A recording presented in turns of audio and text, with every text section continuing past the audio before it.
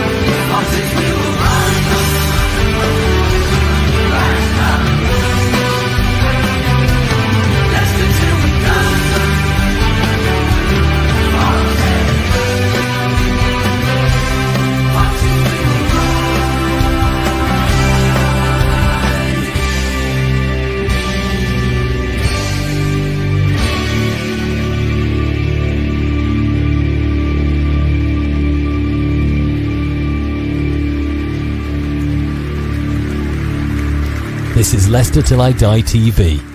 Watch and subscribe on YouTube and listen on your podcast platform.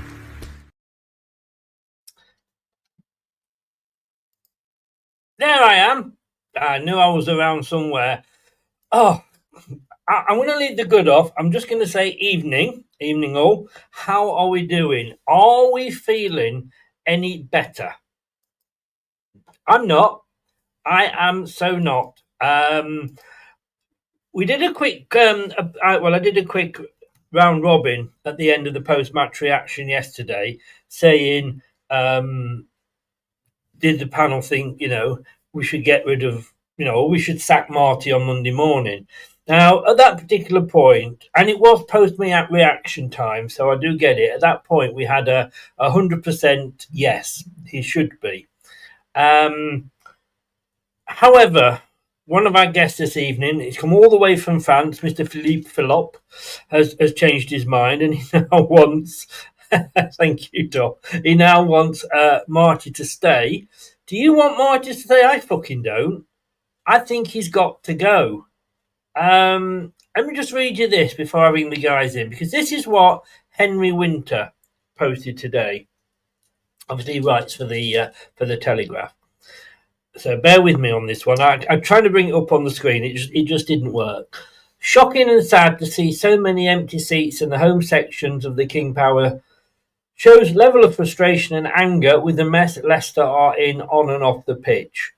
Cifuentes will get the grief and possibly the sack for another loss, but problems run far deeper. Leicester needs stronger leadership from the dressing room to the boardroom. It was more spirited second half, cannot hide the shambles and surrender of the first and the troubles within the club. Threats of a possible points deduction issues around top. Rudkin and too many players overpaid and underperforming. Wout Faes has played 28 times for Belgium in the last 3 years, so he must be decent. Really? But he rarely excludes much authority or security with Leicester. It's about concentration and attitude as well as ability. It's about taking responsibility and remembering Leicester's identity and that foxes never quit. Recruitment, a huge issue.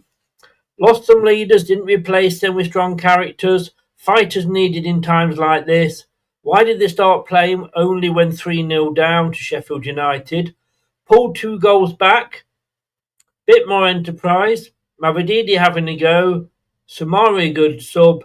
James outstanding strike. Monga brings trickery and hope, but too late.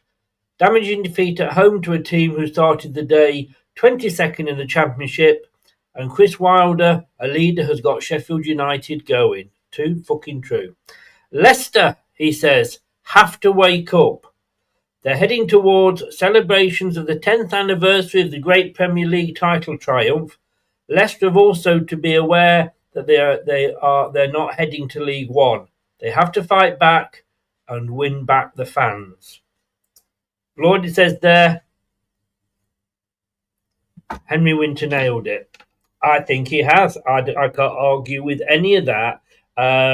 Yes, there's leadership. There's mistakes at all levels of leadership in the club, but one person is given the task of making sure that when those 11 players are going out, they're playing to the best of their ability in positions that allow them to do that. Should we get the guys in? I can feel my blood boiling. I can feel a rant coming on. Before that, let's get our French colleague and our Cornish colleague in and see what they think.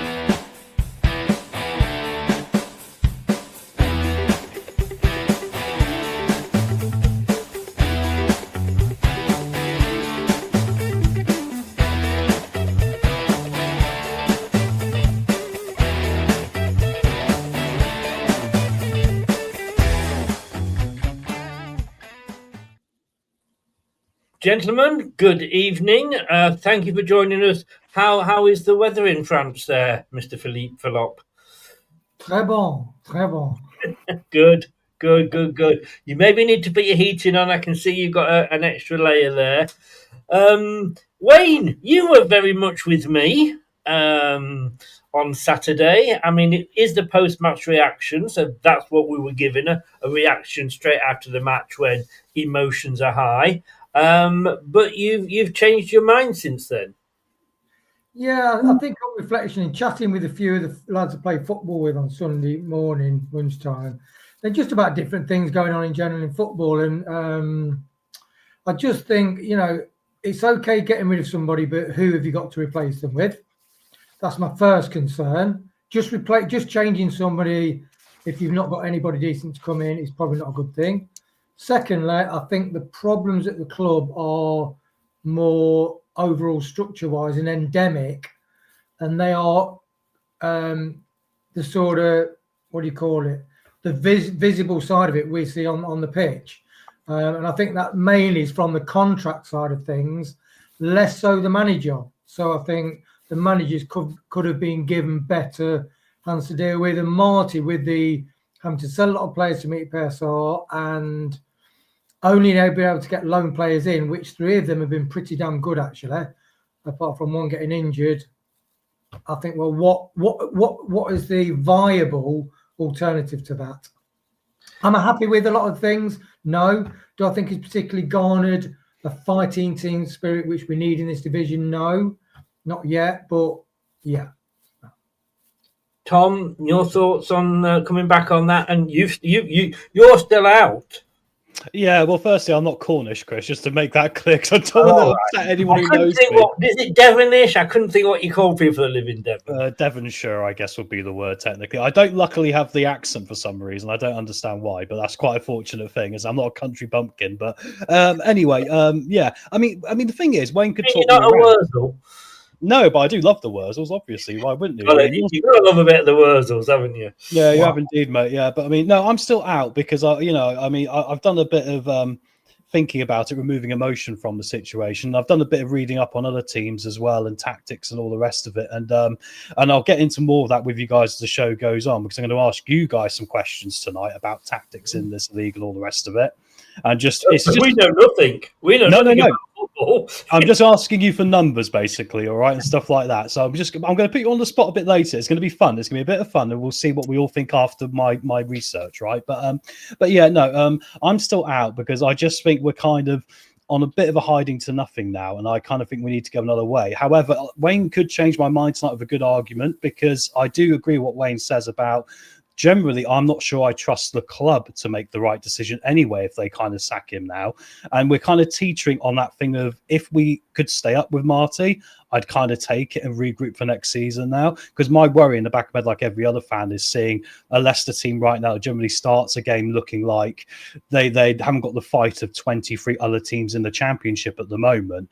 That's my worry of how far this could descend yet. So that's the challenge for me, bud, anyway.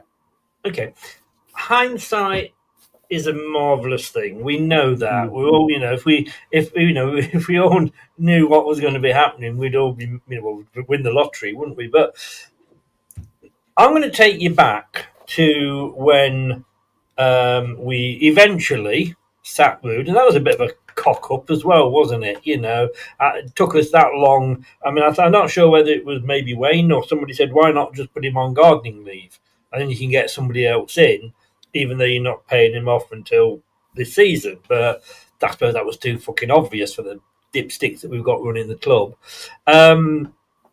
But by the time we'd sacked him, we then seemed to take an eternity to pick somebody. Maybe we were going after Roll and it just got too complicated, which I think it probably did at the time. But whether we were still going for him or not, I don't know. But everybody and his dog was being linked with us. 2 managers in particular were linked. And you guys don't know what I'm going to say because I said this on Saturday. But 2 managers in particular were linked. And 2 managers that I didn't actually come out and say, yeah, that's who I want. But it was 2 managers who I came out and went, they could do a job for us. Marti's on a 2-year contract, not a 3-year contract, he's on a 2-year contract. These 2 managers were both out of work. So there would be no problem about compensation. We had to pay compensation to get Marti in, because he was technically on gardening leave. These 2 managers, neither of them would have come with any package. One of those is Sean Dyche, who is probably, he's doing all right at Forest. Let's be honest with you, the 3 managers they've had this season, he's probably doing the best. He's getting things moving in the right direction at Forest. The other one, and this was so embarrassing that this came out just before we played them. As I said, in the words of Jim Bowen, here's what we could have had. And I put a thing up on social media. I don't know if anybody saw it along those lines. Chris Wilder. He wanted the job. He's come out and said he wanted the job because he didn't think he was going to be going back to Sheffield United. We talked about this and whether we would have left had then Sheffield United approached him. I don't think so. But everybody, well, not everybody, I'd say 95% of Leicester fans were like looking down their nose going, oh, no, we can't have those 2. They're old school. No, they just hoof it up and they don't play this nice style of tippy-tappy football, 4-2-3-1. There's no way we're going to have them at our club. If they come in, I'm going to go off and support. Bollocks. I hope every one of those fans is now looking at themselves in the mirror and going, I'm a stupid cunt. I really, really think, because both of those managers would, yes, be getting a tune out of these players. And the players that they couldn't get a tune out of would not be in that team after 18 games. You'd have youngsters coming in earlier, which we now know was a mistake not coming in early, because when they are brought in, you've got idiots like a Luco who go mad on the first chance they get to play proper football. You'd have both of those I mean, on Saturday we played a team that was playing 4-4-2. I mean, not 4-4-2, but yes, that was what the BBC had them down as, playing 4-4-2. But no, we can't play 4-4-2. We've got to play 4-2-3-1, haven't we? Because that's what everybody plays now. So those managers would have come in and decided that our players can't play those games. Now, it's no surprise what Marti is doing, and here's what I want him gone, and I want him gone tonight if he's having a meeting, is because he should have looked at Leicester. If you're going to go for a job, and Chris Wilder spoke to the 3 players he'd had on loan at Sheffield United about the Leicester job, so he was prepared. So you think that maybe Marti's done maybe a little bit of homework, maybe he's spoken to Andy King, who knows, but maybe he said, you know what, Andy, I'm going to be playing 4-2-3-1. Now, first of all, he should have looked last season and went, hang on, if I play 4-2-3-1, that's what Ruud played. Oh, they lost 17 on the trot playing that. With this team that I've got now, and we've got rid of the best one, so we're left with the shite, but they lost 17 in a row. Yeah, I've got some, loan players in, but... And then not only that, he goes, well, my first choice for the number 10 has got injured. So I'm going to play my number 6 in a number 10 role. Not just once when it doesn't work, but 2, 3, 4 times. The guy, I do feel like, and you guys are old enough to remember Scooby Doo. And at the end of Scooby Doo, when the janitor comes along and they've caught the bad guy, and they always wore a mask and they ripped the mask off. And I reckon if you did that to Marty, underneath you would find Ruud van Nistelrooy. Because there's no fucking difference. What is it with these managers that say, this system doesn't work, so I'm going to fucking stick with it every single game?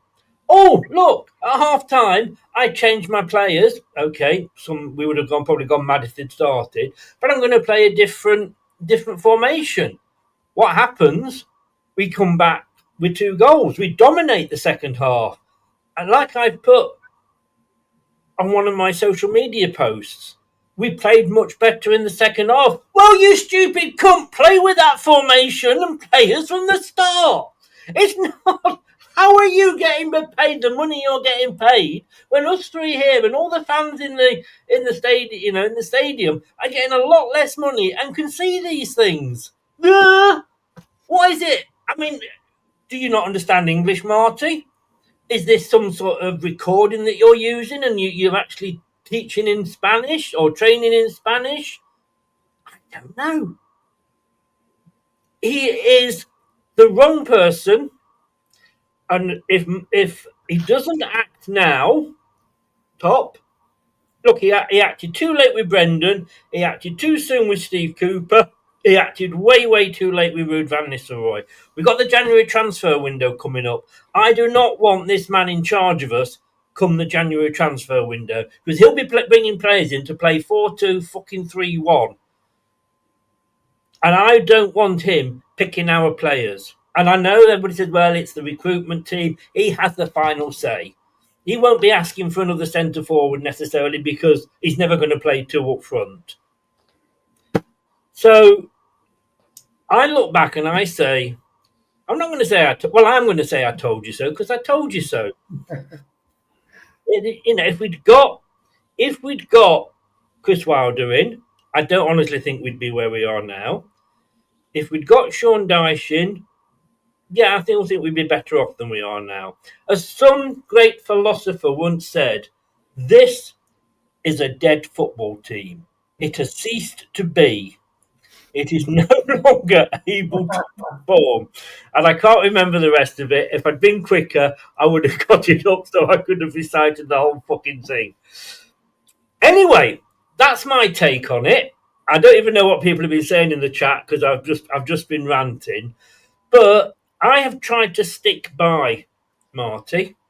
And I've tried to, go with the old where you can't polish a turd, all this, that, and the other. But we are no better than we were anywhere, anytime last season. Yes, you've got problems with John Rudkin. Yes, you had problems with Susan Whelan, who's only just been taken off the director's thing, interestingly, at Company's House. It's only just happened. And yes, Tops, there's a lot of those problems. But John Rudkin does not pick the team. John Rudkin does not give the wages out. He works to the budget that Top sets. Top doesn't say, this is the player you're going to have. He's not doesn't do what happens at Chelsea and says, these are the players I want. He picks, all right, then this you could argue is not Marty's team. But it is Marty who picks the team. It is Marty who picks the formation. It is Marty who sorts the tactics out. It is Marty who can't fucking shit without getting it everywhere. That's why whatever else is going on at the club, once those 11 players go out on a whatever night, Tuesday, Wednesday or Saturday, it's his responsibility. And if they're not performing for him, he should have the balls to say, I'm not playing you. And if that means putting another Aluko in there and him getting caught in the rabbit's headlights, so be it. We said, and something else I said, and I hate to say I told you so, but I'm going to say I told you so. At the start of the season, I wanted a transfer ban because that would have meant we'd have probably had to play the youngsters. if we've been playing the youngsters there, because they'd all had a good run out in pre-season under Andy King, if we'd had the run in then, so they kept carried on with the youth then, they'd all be up to speed now. Yet we're sticking with Wout fucking Faze, Yannick bloody Vestergaard, Piera, who's past it now. In fact, I think I'm actually going to cancel my holiday. I'm actually going to go to the Derby game. I'm going to take a wheelchair and I'm going to put Ricardo Piera in it. I'm going to run up and down the pitch with him in the wheelchair because that'll be quicker than he runs anymore. No, it's true. It's true. I would put Jake Evans on because at least he knows what that, thing that's in front of him with 3 white pieces of wood and some netting up, what it's there for. Daka seems to think it's, to be avoided. I told you so. I mean, everybody says, well, who are you going to get in who's going to do any better? I'm going to go against my thoughts here, but we will come on to somebody who's been linked already, which is Michael Carrick. We'll talk about him later. Andy King, give him the reins until the end of the season. He can't do any worse. But we can get relegated. Everybody's saying, it looks like it's going to be 6 points. Looks like it's going to be 6 points. Tom, I hope you're right and we don't get any, but I have a feeling we're going to. We're going to be really, really... And I mean, the fact of the matter is, Norwich won at the weekend. They did. So you've got them suddenly maybe turning the form round. Sheffield Wednesday nearly got something at the weekend. And guys, if you want to discuss the championship, do join us at 9 o'clock when me and Tom will be going through all the championship games. My B&Q moment there, get a plug in. And so you've only got really Sheffield Wednesday because they've gone minus points. We always say to avoid relegation, you need 3 teams that are worse than you. I cannot say 3 teams that are actually worse than us. Sheffield Wednesday, take away those minus 12 points, and they'd be on 8 points now. And look at Oxford. They've been struggling. They beat bloody Ipswich, and fair dues to them. They deserved it the other night. Anyway, Chris Forrian, news at 10. Southern England. That's be a record rant for you, Chris. I'll sat here looking at the time, yeah, you're going for it, mate. Mate, can I follow on from that in a minute? Yes, I apologise, gentlemen. I invited you in and then I've just gone on a rant. I'm sorry. No, it's brilliant. Get out of your system, mate. Yeah. It's good for you. I mean, think of your ticker, mate. You've got holiday to come up, as well. So, Well, that's the thing as well. 3 games coming up that I'm going to miss because I'm on holiday and I don't give a fucking shit. Yeah, I'm laughing because you've got to do the watch-alongs. Oh, I'll enjoy it. Why not? We'll make the best of a bad situation. I'll be down a pub somewhere in sunny Lanzarote getting pissed in the sun. Cheers, that's it, mate. Yeah. With that, mate. Yeah. Well, it's interesting because the thing that keeps coming up from you, Chris, which I wanted to bring in tonight as sort of a little quiz as well for us all here, right, is this thing about 4-2-3-1, right? Because I'm not really in favour of Marti rocking up with 4-2-3-1. I think the time against Hull City in the second half, we changed it to the 3-5-2. I think the other time we played the 3-5-2, and then we came out 3-5-2 this game. I think us focusing on the attacking element of our game and having that secondary striker and the more of the width and the players in the middle has actually made us forget we're crap at defending and actually focused us on getting the ball towards the net a bit more, which has been a big problem for us under the 4-2-3-1, where we've been far too passive, or when we have been up the pitch, as we're getting caught out. So, I think you can't win with that formation. So let's look at the 4-2-3-1 quickly, because I think this is very important. Right. So, Chris, we're currently in 16th place. Wayne, we're currently in 16th place. Out of the 15 teams above us, how many teams predominantly play 4-2-3-1? Chris, give me a number. I did ask AI this, and she gave me an answer, thank you very much, a while ago, and it was more of a percentage. I know it's played more in the Premier League. I thought it was about 30% in the Championship, which out of 15 teams would be how many? Well, 24 teams in the Championship. Well, I thought you were on about the ones above us. I'm going to do the ones below us as well, but I split it up for interest. There's a reason. Okay. In in that case, I think there's more below us that play 4-2-3-1. Interesting. 30%. I don't know. I'm going to say of the 15, maybe 8. Maybe 8. Wayne, what do you think out of 15? I think it's a lower. I think something like 4. Well, one of us has got that spot on, and it's Wayne. There's only 4 teams above us out of the 15 that predominantly play 4-2-3-1. Out of those teams, how many of them have played every game this season, Chris? But 4-2-3-1? Every game. Out of the 4? Out of the 4.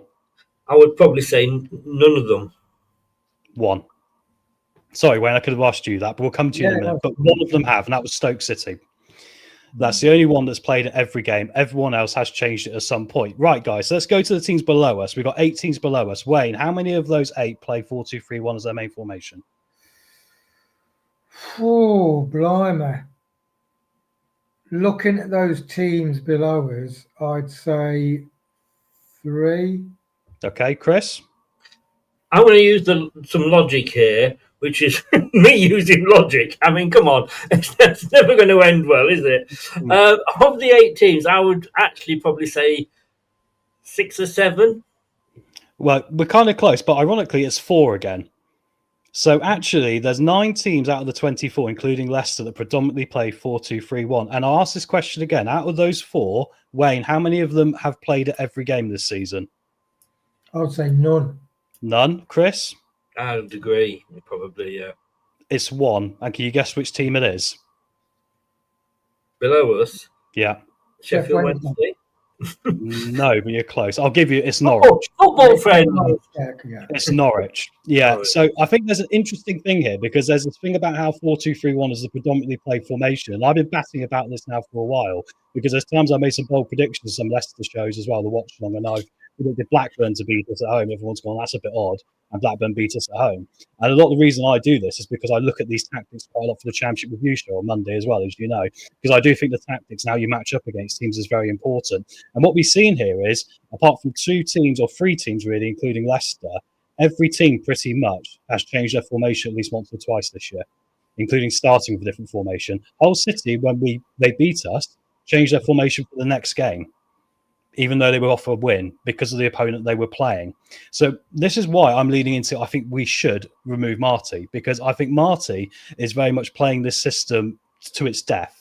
And I think there are 19 other managers out there, maybe even 20 other managers in this division who are smart enough and capable enough to have 2 or 3 variations of different systems. A lot of these teams fall back to a 3-5-2 or a 3-4-3. And of course, that then increases your attacking and defensive options. You know, this is why teams like Oxford can beat Ipswich all of a sudden from nowhere, because there's versatility in what they're doing. We are completely one-dimensional. And the only other thing we got, which we don't really know that well, is the 3-5-2. So I think for me, that's why, Chris, looking at all the stats and all that there, why I think we do need to get rid of Marti, because I kind of think he's a little bit too one-dimensional for what we need in this league right now. This league has advanced. It might not be filled with quality. It might only be like a 10% conversion rate for opportunities. But the tactics behind these teams now and the managers running them is actually a lot better than it was 2 years ago. So I think we need to get up to speed with this, and I think we need to make a change based off that alone. Back to you, Chris. No, thank you. Well said and well pointed out. Shows what you do when you do homework, isn't it? But I would say then, taking from what you said, and I will say I thought it was more than that playing the 4-2-3-1. I think it's higher in the Premier League. I think there's more teams in the Premier League play it. But when we do a 3-5-2, we seem to play better. And you've been saying about a change of formation for a while. This is what, and again, I read this out on Saturday on the post match. The way and this is Marti Cifuentes saying, and I also did this in the social media. The way I want my team to play is much closer to what we did in the second half. But if that's the case, why not fucking start with that, you twat? I mean, you know, again, is there too many prawns in your paella? What's wrong with you? You know, I don't. Wayne, come on, defend him. No, in that area, I do think he's stubborn, and I think that's a problem. Because like Pep, people say, like, I know you're big saying it's Pep's fault, but ironically, Pep then played without an out-and-out striker when Gundogan scored a hatful of goals. Then what does he do? He signs an old-fashioned straight out-and-out centre forward, Erling Haaland. Plays a completely different style. So he is flexible and he is not married to 4-3-2-1. And the better coaches do that. And I do think it is a trap we fall into. But I do think the difference is our squad is inherited a squad which is either too young or too old. That's the net result. You look at Sunderland, got promoted 23.6 years age. They are playing, I mean, against Bournemouth yesterday, they were fantastic. 2-0 down, toe-to-toe, dead competitive, super skillful, and they beat Bournemouth 3, and Bournemouth would end up being 4. So I think it's the age of our squad, and I think it's the attitude of some of the aging stars in our squad that Marti won't ever. It doesn't matter what system you play. With no disrespect, I don't mean that disrespect. No. I just think players, you will not get anything out, because what two players have we got to stick up front? I just think we're really threadbare on everything, because we're, like Tom says, we're not blooding Aluko through the early parts of the season in games where we could, and we're chucking people in the deep end, and that is a sign of desperation. But I think that landscape Marti didn't create. He didn't create this last transfer where we had to get rid of a lot of players and got good money to meet PSR. And the 3 players he did sign, 3 of the players are really good signings, actually. And I do wonder if like Ramsey had been fit, I think we would have been in the playoffs. I do think it will make that much of a difference. And if he could have just sold signed one more quality player, that is the difference. I just think we're so weak in attitude, and JJ and Ramsey are probably the only 2 that have the heart and fight that Sunderland have got. Sunderland haven't got 11. Whose job is it, Wayne, to change that attitude? Well, I think it is Marty's, but I just don't. It is. No, I don't think it is Marty's. Yeah, but what does that tell you? If you can't change attitude, is that down to the attitude of the players? As you all know, and I've quoted this many, many times, that I've been manager and an area manager, a team leader, and if somebody's attitude isn't right and they're not doing what I want them to do, which in my particular instance was sell, then I would ask why. I would take them aside. And I would say, if you're not performing, you're coming off whatever you're doing, and you're going to be, not cleaning the toilets, but you're going to be looking at basically, when you start in sales, and this was newspaper sales, everybody would start on personal adverts, or because it was a very small section, so you just did that to get up to speed. Then the better staff got the bigger sections like home services, and what have you. So because there's a lot more advertisers. And if I didn't make that decision as a manager, my manager would be getting on my back saying, why are your figures so low? Now, occasionally, I did have a lady called Giselle who worked for me. She was old school. And we were expecting to make 50 calls a day, of which of those 30 had to be effective. So you spoke to the person. Even if it was to sort of say, he said, I'm busy, I'm up a ladder at the moment, that still counts as an effective. Giselle very, very rarely hit her call targets. But I went in and I defended her to the hilt every time because of the sort of salesperson she was. She would bring the figures in, but by doing less calls, because she was building up relationships with the customer. It wasn't just a case of, do you want this? It's cheap. Boom. Oh, so what are you selling at the moment? You got anything on the sale? So her calls were longer, which meant she got less in. And I almost died on that hill defending her, but I defended her, and I would do, because she was never going to do the thing. And I said, I don't give a fuck what the targets are for the number of calls. I'm more bothered about the money. What he's got to do, Marti, is go in and say, I don't fucking care how big you think you are. You play for the national team or you do that. What you've got to do is perform. And if you're not performing, you're not playing. Nobody's had the balls to do that. Brendan didn't have it with Tielemans. Cooper may have done. I don't think he really had enough chance to do it. But The manager's got to learn to have a pair of balls. He's got to say at the start when he comes in to top, are you going to back me with these players? Are you going to, if I drop one of them? And let's be honest with you, the 6 of it that's out of contract at the end of the season, they're going to want moves. If they're not playing week in, week out, and they're sort of on the bench, nobody's going to be watching them play.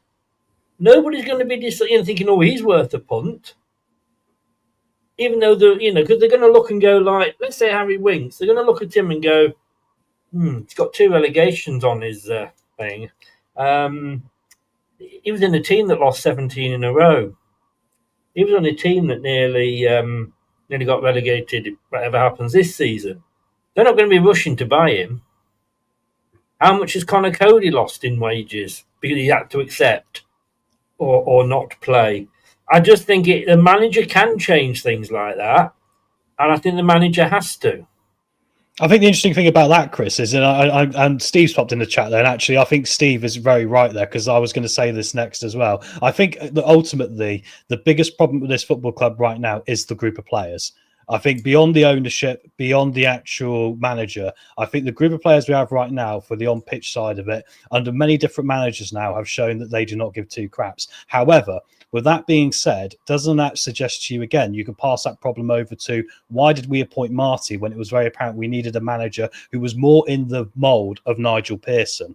Because Nigel Pearson, we always bring his name up. The reason why is because when he came in... Anybody who's playing Pearson bingo, that was 36 minutes. Well, we were in a mess when he came in last time, right? And what did he do? He removed bad characters like Matt Mills, who was obviously a £5 million signing. He just completely cut him out, started blooding in young players like Andy King, giving them minutes, right? And then that's kind of what we needed at this stage after Ruud van Nistelrooy.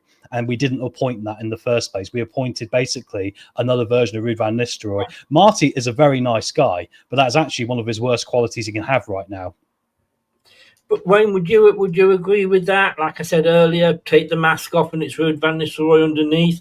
Would Chris Wilder, would Sean Dyche have come in and said, yes, it's your attitude. And I get what you're saying, Tom, but I also think, Wayne, it's not just the attitude. We've got to come back to the formation, that these players cannot play to that formation. Do you need a strong manager, a la Pearson, Wilder, and Dyche, to come in and go, you're shit, you can't play this. Work out what the best position is, will it be 4-4-2, 3-5-2, whatever, and then pick the players to fit that and try that formation. Yeah, and you don't know. Look, you don't know what conversation Top had with Marti before he started, because he sort of said, "Look, we want a 4-2-3-1 manager. We want to play a nice, attractive football." And we made a mistake under Cooper. It didn't work out with Ruud van Nistelrooy, but that's the way we want to go. So Marti, you don't know whether he might wanted to have changed it, but the problem is with having, and I do think it's the cancerous players in the club, but if they're not performing, you can't. It's not like you can sack somebody and then think, oh, let's have a look at the job search. Let's get a few more people in. These people are stuck with these contracts. You can't do anything about those players. Some of them till the summer, and some of them for another year after that, actually. But yeah, I do think there is, with Cooper, Ruud van Nistelrooy, and Marti, there is a lack of bravery, definitely, and there is a stubbornness there. But I struggle to even see that a different manager, maybe Wilder, but any other managers, I don't really see them getting anything from this club. And here's the thing for me. I wonder whether Marti's been told, look, we think if we can get him through the playoffs or maybe get automatic promotion, then we'll really have a good rebuild. You don't know what the conversation's been, but I wish the club would not have said that, because I didn't want that to happen. I wanted this season to just be, let's not go down. Let's get rid of all the big earners and let's build a team spirit around the way South Sunderland play, for instance. And Marti did say he was of that ilk. He wanted to do brave pressing. But I don't think he's got the athletic. One thing I will say, I don't think he's got the athletic players in our side to play that style of football. I do wonder what Marti did in that when he was doing his gardening leave. And he says he wants high pressing. He couldn't press a pair of trousers. You know what I mean? It's absolutely. We had high pressing against Southampton. Look what happened. Yeah. I mean, Dawn says she loves the song When You're Smiling. I absolutely can't stand it. I think it's a dirge. I think when you sat there before the game and it's When You're Smiling. I mean, it's like a turning up at a funeral. Go to Everton and they've got Z cars. You know, really upbeat. I mean, When You're Smiling. I'm not fucking smiling at this place. It is so miserable. It sets the tone for the whole. We come out to a fucking hunting thing at first, and then they play When You're Smiling. A load of fucking shit. Anyway. You can never please everyone, though, can you? Let's be frank. No, you can't. And I don't. You keep mentioning this, Frank. I don't know who he is. And look, what Brad says here. Like I said, Chris, a same 11, a same formation, a same style of play would be a fine thing. Seriously, Brad? Seriously? What have we been doing all season so far? Same 11, virtually. So, I mean, you know, Kate actually picked the team spot on this week, so you can predict that team. Same formation. Come on, Brad. We've played the same formation every day, 4-2-3-1, and we are shit at it. And same style of play. No, that's what we don't want. Gentlemen, Wayne had his hand up first, so let me go to Wayne. Just one thing with formations and that. With this team, I don't think any formation will really work because you've got people who get dejected so easily. Like Winks, you know, his shit attitude last season, and he's walking off like a beaten man. You've got players who think they're better than they are. You know, all the successful teams that we played this season in the Championship are athletic and can play with the ball. All the best teams like your Bournemouth, your Forest before the owner screwed that team up for a short while, and your Sunderlands all have athletic, attack-minded people who are really fight for the badge and fight for each other, and we've not got that. And you know that's what happens when you pay overinflated wages, and you have something like Seagrave. You get people or players who are entitled. And don't realise they have to fight for the badge. And all the best teams in the Championship and the Premier League, they all scrap for 90 minutes, and they are bloody good at it, and they are bloody good footballing teams as well. We've met some really good footballing sides in this Championship, actually. You're not one of those that said at the start of the season we're going to walk this. 90% of Leicester fans are saying at the start of the season we're going to walk this. Sorry, Tom, you had your finger up as well, or you were poking Wayne. No. Just a quick one on what Brad was saying. I get what Brad's coming at about like the consistency in that, but I would also say there's 3 teams this year that have generally like played one formation, you know, and they've actually all got different areas. We're middle, top, and bottom. We're kind of, you know, I think the interesting thing about it is I think they can do it, and I think it can help because we've had an X amount of Championship managers start in new roles this year, and those teams have managed to very quickly adapt at least 2 or 3 and be able to shift between them because of what's going on the training pitch. Good example. Derby County and John Eustace. I mean, he's been there since last season, yes, but he has managed to go from a 4-4-2 to a 3-4-3 to a 3-5-2 at times, and like they can literally seamlessly go through these things. So I do think when everyone else can do it and shows you can do it in the time scale that's available, I do think that we don't need to get too hung up on, you know, we need to just play this one formation. Hey, if they played one formation that was different from 3-2, whatever, 4-3-2-1, 4-2-3-1. Goodness me, there's a lot of formation talk. Sorry, lads. Yeah, you know, then maybe that would help a little bit because I've also said there's a hangover effect from playing the same system as last year with this group of players as well. So I think that would have probably helped to liven us up a little bit. Steve says there, sorry I couldn't be on. No problem, Steve. I think Marty gets until we get the TD. Yeah, technical director. Thank you. It's been a long day. I've been up at 6 again. I always use that excuse, and it's a good one until we get the technical director, and then he makes the choice. Yeah, I see that. But what if we don't get the technical director until February, and we've wasted another transfer window, and then we've got a Steve Cooper moment where we've got loads of players in that the new manager doesn't like? You know, I'm sorry.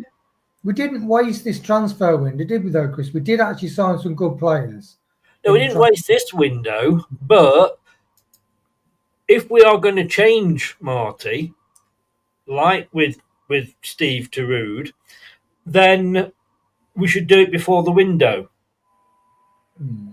Just a scary thought for you boys. Now we mentioned about how we wouldn't mind a consolidation this year just to get the club sorted out, especially because a lot of us, and hey look, there's no love lost between the players coming into the season and the fans and vice versa, right? There's a lot of tension that's been going on for a long time for some players we've faced many years now. So we'd all like to see just like a cleansing almost and a levelling out. Let's be real where the football club's coming from. They hired Marti Cifuentes to get us promoted. That is the aim because of the money side of it. And they told him that, and he said, yes, I think I can do it with this group, and I can do it this way. And that's probably why he's played this system. So I think the club, unfortunately, is still deluded, because I think if they sacked him now, they're going to be sacking him on the basis he's not got us in the top 6, and the next manager has to. And I think that's where you get yourself into a Luton Town situation, where your ideas are well above where you actually are, and you're not seeing what's in the mirror exactly. I get where you're coming from, but I do not want him sacked because we're not in the top 6. No, that's what the club probably thinks, Chris. That's my point. You've got to think like the club. I want him sacked because of the standard of football that we're having to watch. I have never seen... I mean, look, I know Steve has the rule of 3. And so once Leicester go 3-0 down, he leaves. And I don't blame him, to be honest with you.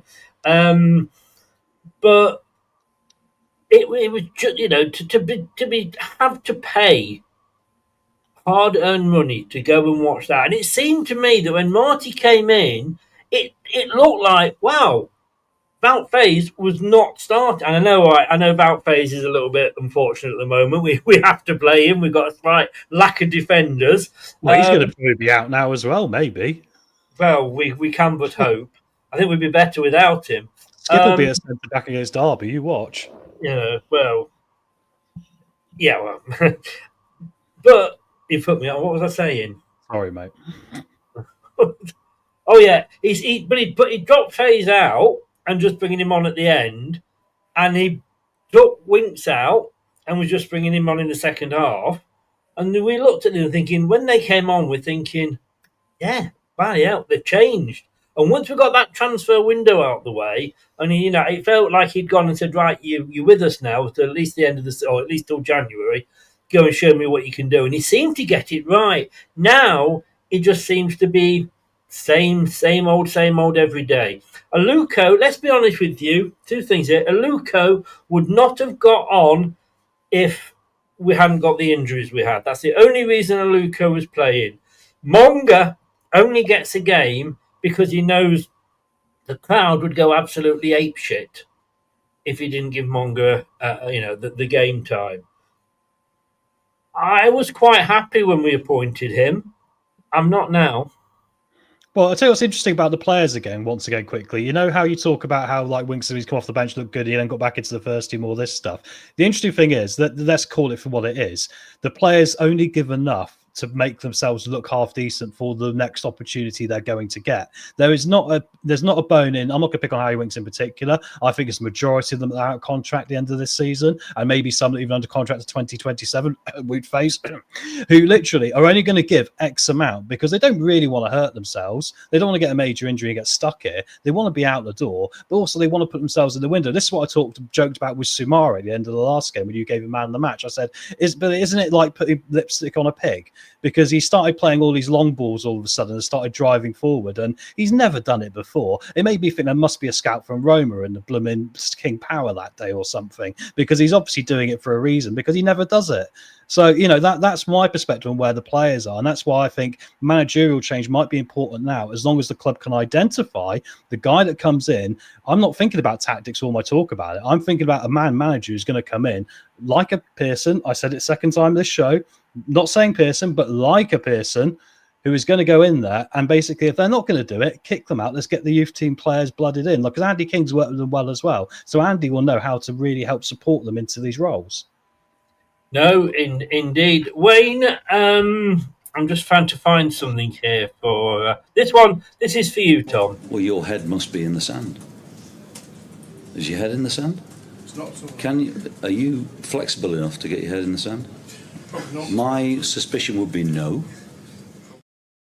What a beautiful man he is, ladies and gentlemen. Look at that. No, I'll tell you what, I'm a straight man, but oh my word, what a beautiful man. Well, let me say something again. Do you think that? No. So, I know you know we try not to when it comes to that. Obviously, Marty doesn't think. But do you think the fact that Samari came on and probably had his best 45 minutes for a long time, do you think that's because he actually wasn't playing with Winks? He actually replaced Winks, and therefore there was more sort of responsibility on his shoulders? I think maybe, but I agree with Tom. I'm sorry, for a long time, I think mediocrity has been rewarded by lengthy contracts, overinflated prices. And I think that's why, it's so dysfunctional. The contract side of things have been given out. It's been the perfect environment for these average or these people have regularly said, oh, yeah, Samari, but he's coming good now. Daka, oh yeah, but he scored a great goal, or he runs around a lot. He really had a good game. He ran around a lot. I'm sorry, it's just below mediocrity, and I don't think if you create an environment that rewards mediocrity or below, you are not going to achieve anything. Tom, like Jim follows American football, they have super high standards in every department of those teams. Everything is down to a T. The meticulously planned things, the cover all aspects, to make sure the athletes are in peak condition. And one thing that you're sure of, when they go on that 100-yard pitch, they are warriors, and that's what Sunderland are. That's what Sheffield United are, and I think that is what's lacking, and that's why I just hope we have a clear out. Because all this patching over, band-aiding, it just doesn't work. You have 2 or 3 people left over from a really toxic situation, and they carry that over. It's like the defeatist attitude. Something goes against you. Oh no, it's the victim. Do you think then, Wayne, that I get what you're saying, but we sold who we could sell, and whether we think they were good for us or not, a lot of those players that we sold are actually getting hate from the fans. Cody McAteer, Justin, and none of the new fans like them. So, unless we get an offer for these players, we can't sell them. Do we buy them out the contracts, and do we just say, right now? We've written so much money off on players that we've lost. Tielemans 40 million, Perez 30 million, who apparently didn't want to be here anyway. All these write-offs we're doing. Do we not just say, fuck it all, let's get them out? Those players that are there, they're going at the end of the season, we're not going to get anything for them. So why are we playing them? Yeah, I get that. But we did get decent money for a lot of players, and a lot of us fans were surprised we got the money we did for quite a few of these players, like McAteer, JJ, and as you say, Cody. So there is a chance that's a super good kid, isn't it? Yeah, well, it is. You don't know. Look, you don't know. Only time will tell whether they've learnt the lessons and they're realising it's the right shit show, and they're just trying to navigate out of this shit show. And that's why I am disappointed that I do think the club have gone to Marti and said, look, if you can get us up, that would be brilliant. You definitely have a job next year, because he seems to be managing. He seems to have gone safe and using the older players right from the word go, like Tom said, not blooding the youngsters, because I think he really believed, or the club believed, we could get straight back up, which was completely delusional. So that could be more. That's a one caveat that you don't know, and I think might be the case. But definitely, just get rid of all these players and get what money we can, but have a complete. So are you saying then we should carry on playing them even though they're shit and even though their attitude's wrong, just so we might get a couple of million? No, like Winks, I'd say no. Don't play him. Don't play Winks. Yeah.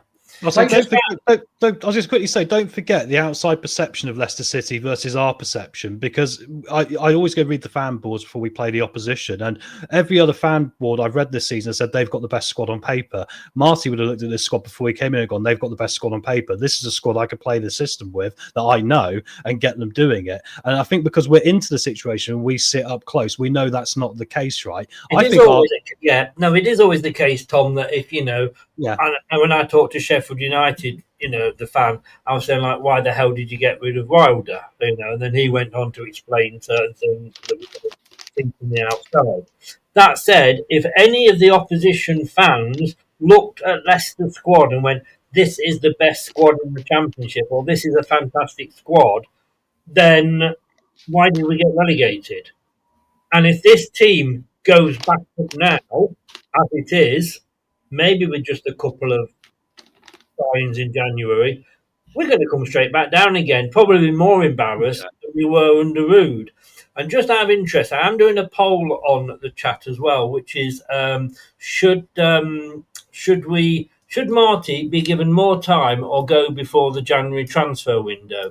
It stands at the moment, there's 34 votes in, there's 59 in the chat, so come on guys, you got a chance to vote on here and change this. Yes is 41%, no is 59%. So at the moment, the noes have it, as the Speaker of the House of Commons would say. So, yeah, Wayne, go on then. You got your hand.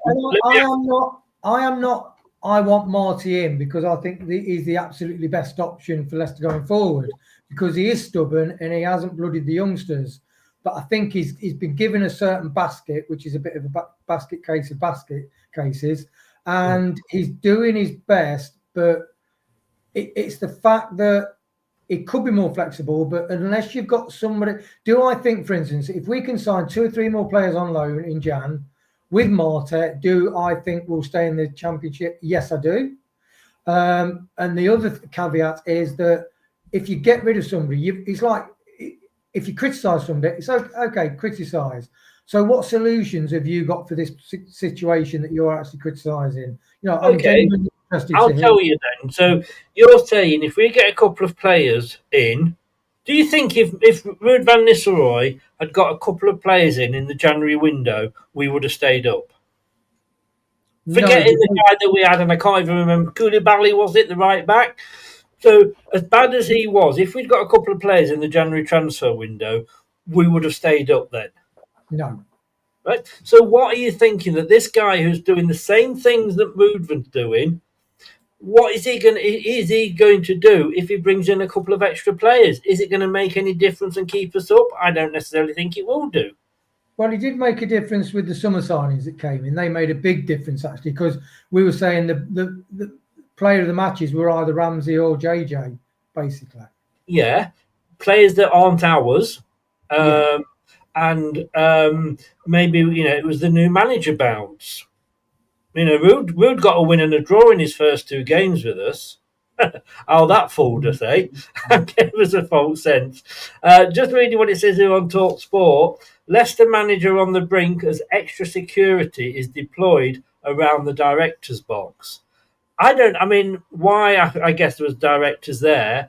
This thing that we were supposed to be having from top, though, Wayne, where, it is the new me. We're going to do this going forward. We're going to do that going forward.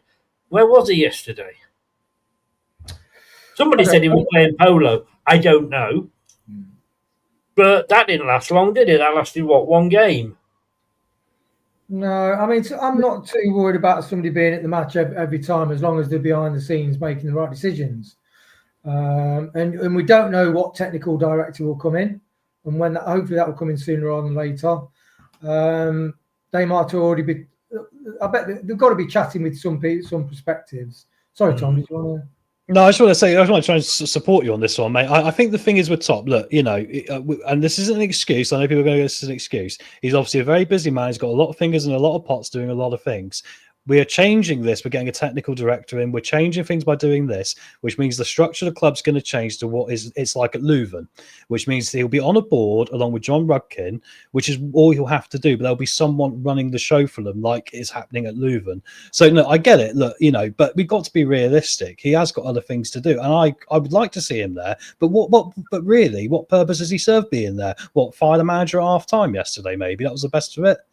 Well, yes, I would have taken that. More teddy bears? I would have taken him going in that dressing room and saying, fuck off. Again, Talk Sport here say sources close to the Foxes say Kuhn-Top was contemplating a change in the dugout even before the Sheffield United game. It's like if, you guys are too young for this, but during the Second World War, the king, I think was it King George, was it, was advised to leave the country and go to Canada, and he said no.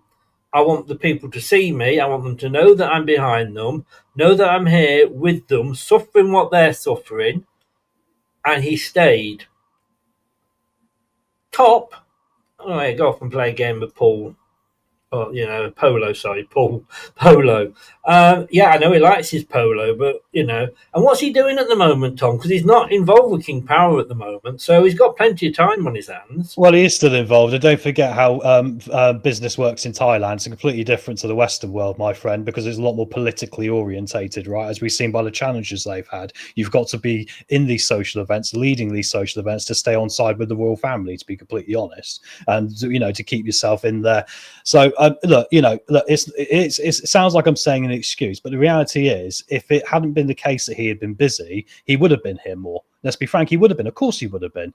But it just proves that he needed to make this decision earlier. That's where this has gone wrong. This has been the problem with us. He hasn't made a decision early enough throughout this process. And this is why we're in the mess we're in. Marti should have been appointed earlier, for one, because by the time he was appointed, we were already through half of the pre-season, pretty much. Just all of it. We only had the Fiorentina game, didn't we? Well, exactly, and that shows you where we've become such a reactive football club, and we need to. This is why we want the foundation to be almost settled now, so we can become a proactive football club. I've said this: we need to have lists of managers lined up, ready to go, like Brighton do. We need to have a succession plan in place for the players, right?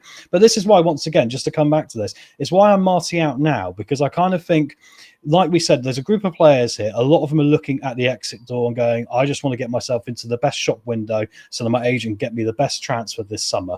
Fine, great. I think if we went for a more mature, older manager now, irrelevant of what tactics they might play, I think you've got managers there who can actually get on the level with these players. And the reason why is because they can say to them, look, if you do this for me, I'll do this for you. I know you want to leave, but I need you to do this for me in the football club. If you don't, I'm going to make things very difficult for you. Those managers do exist. I think that's what we need right now. We need a bit of bargaining in the situation in order to... Sean Dyche and Chris Wilder, probably, and I would say Nigel Pearson. But exactly, maybe controversially, Sam Allardyce. He would do that. He would. All the fans are absolutely foaming at the mouth when you're mentioning that name. I know. Well, I'm thinking of Graham Potter, because he did actually express an interest, I think, in the West Ham job, did Sam Allardyce. But I think he's just been out, like Potter, he's been out of it too long, so to speak. I'm going to go through some managers here now that we could get in that are actually out of work, so it wouldn't cost us anything. You've done that as well, have you? I've got a few ideas, yeah. Yeah. I mean, I'm going to go through the silly ones. I'm sure you've done your homework, so we'll do that properly. But I will go back, and can I just say, Paul? Yeah, quite right there. I'm going to go back to the thing that was Eden Terzic, which I was suggesting that he's still out of work. I'm not saying it's any answer, and we have got this financial shit. I've always said don't give it to Andy King, but why not? Like you, Wayne, I've looked at it and I thought he didn't do a bad job under pre-season. And I know it's only pre-season, and I know it's not proper games and what have you, but he got them playing. Yeah, they were young kids, and the early opposition wasn't that good, really. So I just don't know. It's a big jump. I think with Andy King, it's a bit difficult because I kind of think he's on a hiding to nothing. I think the only advantage with it is if we do want the young players to be blooded, he's the best man for that job. But I imagine it will end up similar to Alan Sheehan at Swansea. It's only got an X amount of shelf life before it probably turns sour. And I don't want that for Andy King. If you're going to think about Andy King, let's go all out for Pearson and have King as his assistant like he did at Bristol City. Pearson, again, isn't Nigel Pearson ill? Isn't Nigel Pearson ill at the minute? I think he's better now, surely. Yeah, I mean, he's had problems. I think he's doing better now. But I don't know, obviously. I mean, Nigel, if you're watching, mate, we do hope you're doing well. And please get your trainers back on and get down to King Power. I think as well, my question with Pearson would be, how long has he been out? Yeah, but I think with Andy King at Bristol, he did a very good job because Andy King at Bristol, what did they do? They had to promote the youth academy and end up selling one of their players to Bournemouth for millions. And look at Bristol City now. Yeah, but he went into that Bristol City from another job. He's been out now nearly 2 years, which is almost as long as Graham Potter was out of it. Martin O'Neill at Celtic. He wanted the Celtic job. He's finished there now. I don't know whether they've extended it or not. See, people say O'Neill in the chat. Yeah, if O'Neill leaves Celtic, why not? At least O'Neill will tell Wout Faes, you can't do this. Remember what he used to tell Blooming Robbie Savage? Robbie, you can't, literally, I want you to win the ball, then pass it to someone that can play. He needs to be telling people like Wout Faes that to make it easier for us. Yeah. Okay, look, Sam Allardyce was mentioned. He has not been in football since June 2023 when he was at Leeds. So again, we're talking over 2 years. There's a lot happens in football over 2 years. Because I will rest my case with Graham Potter there. So let's have a listen, Wayne, you and me, to the names that Tom's got there. I've got my notepad and pen ready to write some down, and we'll see what we think, eh? I've mentioned all of them already. Are you on about like an intermediate or like a 2-3 year deal manager situation? It's a very good question, mate. To be honest, mate, like I've just looked at some of the names and gone like, who do I quite fancy? And we've mentioned most of them, but so Nigel Pearson. But the Nigel Pearson was a long-term succession plan where you'd go upstairs somewhere and Andy King would take over, right? And we get Dave Rennie back with that as well for the medical department. Before you start going into those, I would tend to say, do it with these. I think you have to give them I wouldn't give them a 3 year because I think that's been a lot of our trouble. Like with Marti, give them a 2 year. With the promise of, you do well, you'll get a pay increase and an extension at the end of the 2 years, not after 6 months, which is what football clubs go and do. But I think the problem with an interim manager is you've got a manager coming in that's putting his ideas in place and then fucks off. Well, I think it's relative to the situation. A lot of people putting O'Neill out. I put O'Neill and Allardyce in the same boat. I say give them a contract at the end of the season and see how they get on and see how they feel as well, because they might not want to sign a 3-year deal, Chris. Martin O'Neill wouldn't be interested after Celtic anyway. He'd probably want to rest. But I'm just worried that if we do it till the end of the season, I think you mean, don't you? Yeah, end of the season. Yeah, then sorry. No, that's right. Just wanted to check. Come the end of the season, you've got a Steve Cooper situation where you brought a manager in that's fought fires, and then he's gone, and then somebody's come in that's gone, I don't like that playing like that, I want to play like this and what have you. So maybe what we really, really want is some bursting into the Spice Girls there, and is 2 to become 1. Hey, and mix the no, don't stop. Don't stop me. We should have a manager that can do the stopgap, but is suitable to have for 2 seasons. During the stopgap time, we need to get a plan in place for this football club, because let's be frank, we're headless chickens. We've been headless chickens dancing from the Cooper to Van Nistelrooy appointment, Chris. There's never been a long-term plan. During the time we have an interim manager just ticking over and taking that's when the new technical director's informing a long-term plan, getting an idea what we want to do, and using that experienced head we had at the club at the time, like an O'Neill, like we've done at Celtic, to really help advise that bit as well and help us devise a strategy. I put Pearson in the same boat. I'd love it. I think it'll be the best case scenario because we know what we're getting. My only worry, and I will let you start in a minute, Tom, I'm so sorry, but my only worry with the likes of O'Neill and the likes of Pearson is blue-tinted glasses. We're looking at those and thinking, we had some great times under them. Yes, we did when O'Neill had Robertson, rest in peace. Let me raise you Everton and Moyes. I'll raise you Everton and Moyes. Everton and Moyes. They got a lift from Moyes going back into Everton. They were looking bang on for relegation, and look at them now. Mate, it's amazing. Nostalgia's a hell of a job. Did he not have the same coaching team that he had with him when he was at West Ham? I think the whole lot moved over. How good was Brian Clough when? Who was his number 2? It was Taylor. Peter Taylor. How good was Ian Clough when Peter Taylor retired? Or how good was Clough when he went to Leeds without Peter Taylor? So you're suggesting Pearson was no good at Bristol City when he never had Craig Shakespeare? He had Andy King. He wasn't with Andy King that long, I think, to make a difference because of his illness.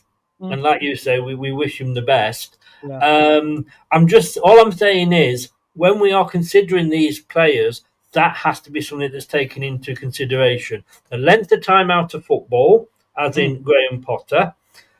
Who are they bringing with them, as in Moyes and his, if he's taken a team into Everton, that helps. Look at Claudio. Claudio came in and brought his team in, but he also had Shakespeare there to overlap it. So I think whatever we do, King's got to be part of the deal. Yeah. But anyway, I'm let go. Otherwise, I'll never let you say it. Well, mate, to be honest, I've talked about the majority of ones I want to talk about. There's only one other name I've really looked at that I think would be a longer term appointment that I would really consider, and that would be Dave Challoner of Stockport County. Because Dave Challoner plays a very different style of football to us, and he plays a couple of tactics. They play the 5 at the back, or they play the 3-4-3, which I think, and a 3-4-2-1 as well, which is kind of like what we come up against with Sheffield United and Derby and all these teams. And he has progressed Stockport County up the leagues and has generally been very successful. He deserves an opportunity at a bigger club. He's not a fashionable name, but as a tactician, he is incredibly good. And in League One, he's got them firing at them, and they're right near the top of League One, Stockport. So that would be my long-term appointment. I wouldn't go for Richie Wellens because he's playing this 4-2-3-1 as well. I wouldn't go for Michael Carrick. I think it's like for like, really. I don't think you're getting much extra value from it. But I'm still much more of the short-term view on this, with a longer-term club view in the background of sorting out the actual mess of the football club, because that is what's led us to this. I think to just maybe put a plaster over it for the moment with a little bit of experience at the helm, just a strong head, rather than going for a foreign manager again, or someone. Say we went for like Bo Svensson, who's a name that pops up in the fan base. Very good manager, very tactically smart, but all his experiences abroad. He comes in here, it'd be like what's happening with Norwich with Clement. There's no guarantee being abroad, because look, there's so many look at Ruud, for example. Kevin, exactly. To answer Kevin's question, why does King have to be part of it, may I ask? The success that Claudio had was because Shakespeare was still here. Not in, it wasn't the fact that he suddenly had an extra coach, because he had a couple of assistant managers, him and whoever his proper assistant manager was. What he had was a person who could say to Claudio, this guy does this guy, no, that guy can't do that, don't put him there. It's that continuity thing. And look, Liverpool, in the 70s and 80s, they had the boot room, and it went on, one stood down, the next one stood up. But it is a case of, you've got somebody there that knows the players, what have you. Unfortunately, Top probably doesn't know where Stockport is. Look, I'm not saying no to Dave Challoner, Wayne. I mean, Martin O'Neill, Wycombe Wanderers for most of his career. Yeah, that's a really good shout by Tom, actually. I do like that. Because I think so managers welded to a certain system without getting the players on board, building team spirits. I just don't think it works. A system does not win. It's the players' attitude that play the system is just, say, more important, to be honest. That's why so often 10 players beat 11 players, or 9 players can hold on against 11, because the attitude, that's why somebody at a lower weight can beat a bigger weight boxer, because he's just got a better attitude and he's worked hard on his fitness and he's got better technique. So, but that's a good. You've got to have a formation as well, because if you just put picking you and you and you because you've got the right attitude, they could be shit footballers, but their attitude is better. Yeah, it could be really exciting football, Chris. Don't play a system. Well, we're not at the moment, are we? Don't forget, mature managers don't think about it like that. Let's look at the classic story of Neil Warnock and Adel Taarabt. Adel Taarabt obviously was known to be one of the laziest buggers in training, to the point where his teammates hated him. But Neil saw what he was doing and ended up selling him to Tottenham for 25 million quid. He was a player that basically was told he's going to get you the sack when he took the job at QPR, and he got QPR promoted with him being the top goal scorer that season. And that was because he said to the boys, look, he's the one that's going to win it for us. That's the thing about man managers. We don't get that so much with these modern managers, I don't think. You don't have the man manager ability like you get with the Allardyces and the Pearsons. I think right now this club is screaming out for that over anything else because of the literal group we have got. I'm just worried that when we are talking about the O'Neills, when we are talking about the Pearsons, we are looking at Nigel Pearson from 2013, 2014, 2015. We're looking at Martin O'Neill ask a Nottingham Forest fan how good was Martin O'Neill for them, and they'd probably tell you he was a load of bloody rubbish because he was for them. And I think going for a young, up and coming, hungry manager like Challoner is not a bad shout, because rather than paying some name to come in, all right, it worked with Ranieri, but some managers do have a bigger ego. Sorry, Chris, wasn't Marti a hungry manager who paid to be here, though? That's a good point. It is a good point. It is a good point. But he was he was out of work, so he wanted a job. You look at Leicester and you think, yeah, this is the team that won the Premier League. This is the team that's got, a 5-star training centre that, I can have a fried breakfast and a swim every day. Or even actually, I'm a bit bored. I'll go for a round of golf. I'm surprised we didn't sign Gareth Bale.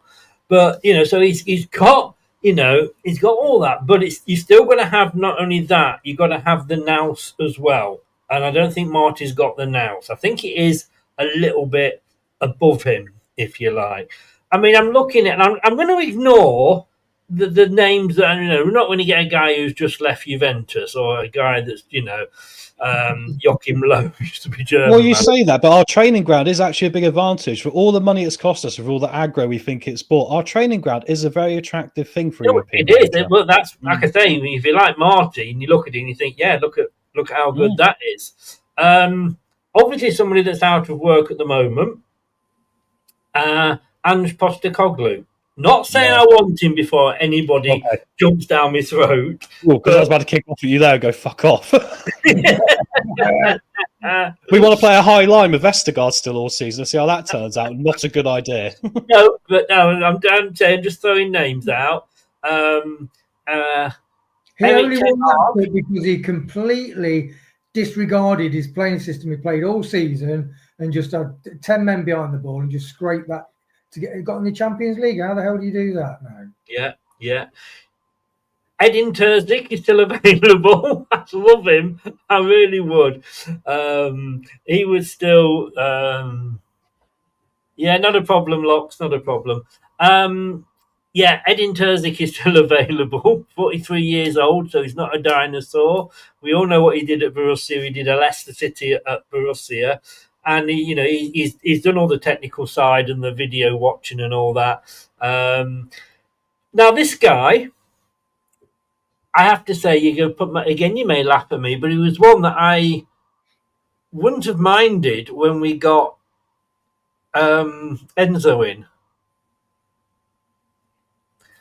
and that is John Dole Thomason. No, too similar to Marti for me. Same formation. I'm not saying now. I'm just picking him out as a name, because at the time he was doing all right for Blackburn. I think he's a bit like Ole Gunnar Solskjaer. I think he's good at the tactics allegedly, but I think right now that's not what we're looking for and what we need, Chris. I think that's just going to literally repeat the problem we've got. I think we need somebody that's prepared to look at the tactics and possibly change them as well. If it turns it, Chris, because then you could go, yes, you get his name on the back of your shirt, wouldn't you? Yeah, too bloody true, I would. And I'd take commission for getting him in as well, because I know he watches this. So, Eden, if you're watching, get over here. Yes, ring me, exactly. Hang on, I'll do my base station bit. Don't have a go at me for knowing that I know it. You two knew it as well as soon as I did it. A friend of mine used to be a moderator for Babe Station, true story. What, sorry? A friend of mine used to be a moderator for Babe Station. He works as an editor in London, and one of his jobs when he was getting into the business was doing editing for Babe Station. Not because he was into pornography, but because that was the only job available at the time. It used to be filmed right by the BBC Centre, not saying anything about the BBC, but right next door. All I would say is that it's a job that seemed to have some nice benefits from it. He said some of the girls used to ask him out, but he was like, he was just like, this is really weird, so he never did it, obviously. Yeah. Right, let's get back to talking about these handsome buggers then. Here's somebody and hopefully we're gonna get hopefully Craig from Bournemouth isn't watching. Gary O'Neill is still out there. Oh, Wayne's not saying no. Wayne's considering him. No. Oh. I don't know enough about who's around at the minute, actually, because, you know, when you switch off from having to do Christmas shopping and you bought everybody's presents, you think, thank God I'm not going to look at any other presents. It's like a manager, isn't it? You know, when we've got a manager thinking, thank God for that. Let's just keep this manager for 2 years. Please let him be good. I'm laughing not at you. I'm laughing at me because I misread this. And apparently, this is a guy that used to be manager at AS Monaco, 55 years old. He's called Adi Hutter. And for a minute, I thought he was called Hitler. No, isn't that the Nigerian blooming council member who's been elected the 4th time? There is someone out in Nigeria who's a council member who's called that. Is it? Yeah.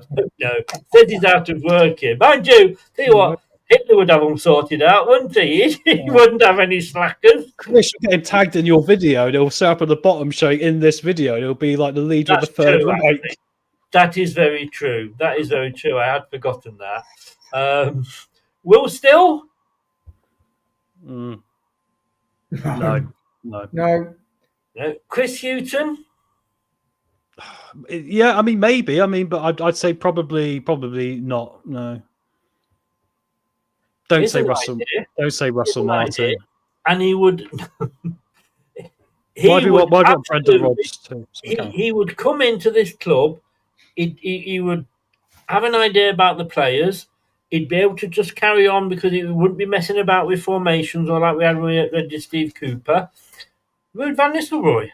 Oh, for goodness sake. Do you know what was going to be my joke one? Bear in mind, we seem to be on like a cycle of a 10-year cycle. We could end up back in League One. Why don't we go back for Holloway and let him get some redemption?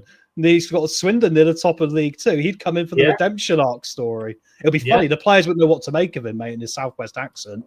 No, they wouldn't. I liked Ian Holloway. He's a nice guy. Did, you know. Ralph Hoosenhall. I'm doing my best here, trying to tell all these people that are out of... And don't not forget, Gareth Southgate. I don't think Southgate would ever come in. And also, why do you want to play pedantic England football? That England football team was boring as hell. The only name that I would want out of those would be Edin Terzic, to be honest with you. It's the only one. But then it's like running before we can walk. That's like going, we've got a team that could be like Barcelona, but... He won't come and we can't afford him. No. He'll probably want high wages. Wayne, you know, come on, you've been quiet. It's the same when we got rid of Ruud van Nistelrooy. Then the conversation goes, okay, so who can we have? And you start looking around, and the old names come around. So, like Tom said, the old circling names, and you look and you think, I'm just reading Clibo's comment here. I'll come into this one. I'll bat this one over to you, Wayne. Because I know you were a fan and, you know, you had his autobiography signed and everything. But it says a controversial opinion. I think RVM would have us higher up the table right now. No, I don't. I'm sorry, Clip. I don't. I think I didn't expect him to be as stubborn, and I believed. It's interesting. You guys have done interviews, aren't you? So people come, you read this, have a look at the CVs. And you're trying to have conversations, and you're leading questions. Say, so what are you really like? What are you really going to be like when you come to work for me? And it's like all these managers, you're thinking, I don't know whether they're doing fantastic PowerPoint demonstrations, but it's not quite translating to in the real world, is it? No, and Patrick Vieira's available. Oh, God, no. As is a certain Mr. Rogers. He wouldn't come here.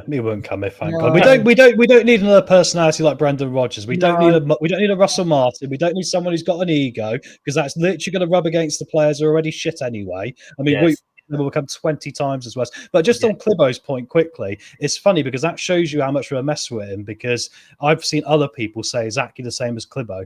And I've seen it actually more common than you think. A lot of people going, I wish we kept Ruud, which shows you the anti-Marty statement. Yeah. Yeah, I think that's more anti-Marty than pro-Ruud, though. Peter Taylor's still managing non-league. Is Peter Taylor still alive? He's still managing. He probably is, and if he got him, we know we'd get Junior Lewis still doing his boots up. Is he at Canvey Island? Isn't it Canvey Island he's at? It's off the coast near you, Chris. Is it? Yeah, Google him. He's still in work. It's a non-league team, Peter Taylor. I think it's Canvey Island. or He's Bognor had more Regis. clubs than bloody Arnold Palmer, hasn't he? Yeah, he just loves the game, doesn't he? Hang on, English football player and manager. Put Peter Taylor ex-Leicester manager, perhaps. Yeah. There you go. What do you think in the chat, guys? In the chat, get your name in for who you would have. We've talked about so many options here. Literally, get one each. Get a name in that you would have right now. If that is Marti Cifuentes, put Marti Cifuentes. Right, let's have a look where he is now. Bloody hell. Right, here's where he's been as manager. Dartford, Enfield, Southend, Dover, England under-21, Gillingham, Leicester, England caretaker, Brighton and Hove Albion, Hull, England under-21, Crystal Palace, Stevenage Borough, Wycombe Wanderers, Bradford City, Bahrain, England under-20, Gillingham, Keller Blasters, Gillingham caretaker, Dagenham and Redbridge, Welling United, Madison and Tiptree, Malden and Tiptree, and Canvey Island. You're quite right. Right. How many jobs has that guy had? It was like watching the Generation Game, Chris. You really know. Yeah, I know. Yeah, it's like you're playing Tenable on acid. Go on, Wayne. Then how many can you name? You get prize. Yeah. Thing is, though, everywhere he's been, as I'm looking at that, I've got to say, over 50% of those he was only there a year. So I'm ignoring you, Dawoski and Kevin. I'm totally ignoring you. Oh, Chris, Clipper in the chat, he'd be playing our youth. Is that Ruud van Nistelrooy? He didn't play our youth, did he? That was one thing we levelled against him. He didn't play our youth. No. Right, I'm going to end the poll now because he's annoying me.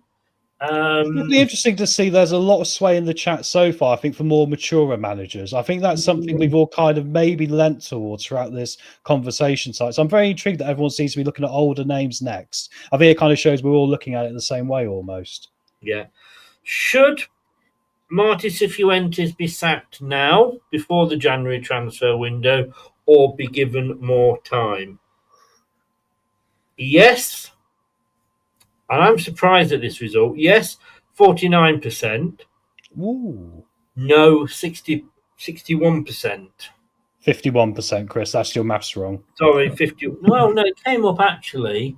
My maths is bad, but it can't be 61, can it? Oh, we go. Sorry, 60 and 40. Sorry, I should have gone to Specsavers. 60 and 40%. So no said 60. Yes said 40. So the no's have it. We're going to stick with him. Chris, you don't work at a polling station, do you? Anything? How do you think Labour won, mate? You live in Poole. There's no way Labour won where you are. They did, actually. Oh, bloody hell. By 7 votes. The last time we had a Labour MP down here, we found him hung from the lamppost. Yeah, that's how blue we are. No, I'm joking. That's how blue we are. But yeah, we've got a Labour guy at the moment, and you don't think he certainly they didn't win on Keir Starmer's personality, did they? Let's be honest. So the problem is, and let's round it up now because we're going to be back at now. Well, Tom's going to be back at 9:00 doing his fantasy. That sounded wrong. That's when I get to be the manager and I get to play 4-2-3-1 as well. Hey. Yeah, what are you going to do? I'm going to watch tonight and see what formation you go for. I'm adding a second one tonight. Whoever we get, will they be given the time? That's the point, because Marti could be the right guy. Will he be given the time? And I was saying earlier on, Wayne, that yes, he will get time because we can't afford to sack him. Not necessarily because he's a good manager, but because of PSR, and we had to sack Ruud this season because we'd sacked Cooper last season, so we couldn't sack another one this season. So do you think that's the case? Yeah, I think he will stay just because of the overall situation and where hopefully we're heading. So if we can make the end of the season and finish 4 places off the relegation, finally, because we've changed we've got through those cycles of the 3-year cycles with the PSR, and we are in a potentially far better position. And then if it's changing Marti in the summer, I would rather change Marti. I'd rather keep Marti and stay in the Championship and deal with PSR and get a new manager in the summer. Personally, because I think we've got enough to stay up. I don't think we'll get relegated. Are you? Oh, so you're still an in? Yeah, but just in. Just. Are you? Have you changed, Tom? You were an outer. It's a bit like Brexit, this, isn't it? It's like who's got a belly button or which way out round, isn't it? You started as an outer. I'm an outer still. Oh, you're an outer still. Yeah, I firmly believe if he doesn't change the formation and get a result against Derby next week, that will be the end. It will be curtains. And they play 3-4-3, so he's going to have to change the formation or they're going to beat us. You might have to. Might not have 4 defenders. I know. We're going to have to play 3 at the back. We're going to have no wing back, though. Hey ho. Imagine that's typical Leicester. When it rains, it doesn't just rain, it pours. I'm afraid I am still with you, Tom. I think he would. He's still an outer. I presume he's talking about Marti. I wanted to give him time. He's a nice enough guy, but it's a results-driven business, unfortunately. But we will see. Dawn, thank you very much. Tom, Wayne, thank you very much. It was short notice when you came in, so really, really, really do appreciate it. Guys, Tom's going to go off and have a quick wee, and he'll be back, and possibly a number 2 as well. He'll be back in 29 minutes with Football Manager. We're in League 2 with the academy players. We're starting again. It's a bit of fun, everyone. Pop in and say hello. We must be football. And he lost the dressing room last week, so has he got the dressing room back? He did, didn't he? Yes, he did. Went full Nigel Pearson on them too early. You did. Bloody hell, man. I'm glad you're not my boss. It was quite a tense period, that little spell where he lost the dressing room. It was, wasn't it? It so was. Guys, thank you very, very much. And I'll see you when I see you. Then I'll see you Monday night, and we'll get it all. I'll message you all anyway. Thanks very much, and thanks to everybody in the chat.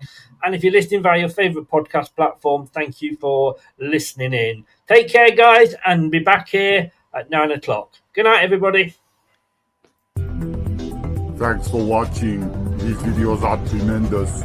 You better like them too, or I'll be back. This podcast is proud to be part of the TalkSport Fan Network. TalkSport. Powered by fans. That will conclude this evening's entertainment.